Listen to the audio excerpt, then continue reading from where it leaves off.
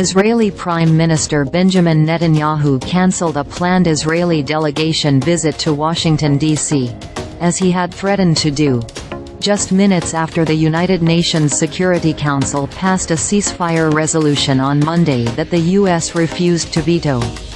The resolution ends weeks of back and forth between Security Council member states over multiple proposals for a stoppage in the fighting, following several failed previous measures. Last week, U.S. officials submitted a resolution for an immediate ceasefire in the Palestinian enclave conditional on the release of Israeli hostages captured by Hamas during its October 7 attack.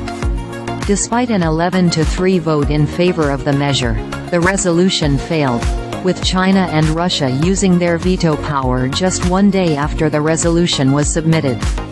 3 other ceasefire resolutions have failed to pass the Security Council, following 3 successive U.S. vetoes.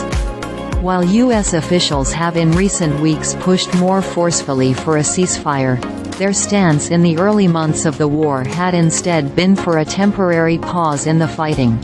Israel and Hamas agreed to a temporary ceasefire in November, though that break only lasted 6 days. Ahead of the latest UN vote last week, Thomas Greenfield argued each passing day without a ceasefire in Gaza will lead to more needless suffering. In a more targeted speech, Senate Majority Leader Chuck Schumer, D.N.Y., called for a new election in Israel, claiming Netanyahu has lost his way and stands as a roadblock to a potential two-state solution in a post-war scenario, an option several U.S. officials have supported for decades and which Schumer called the only real and sustainable solution, in an hour-long Senate speech last week. Netanyahu later slammed Schumer's speech as totally inappropriate. More than 32,000.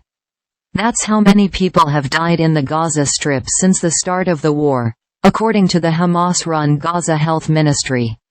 An estimated 1,200 Israelis were also killed in Hamas' October 7 attack on southern Israel.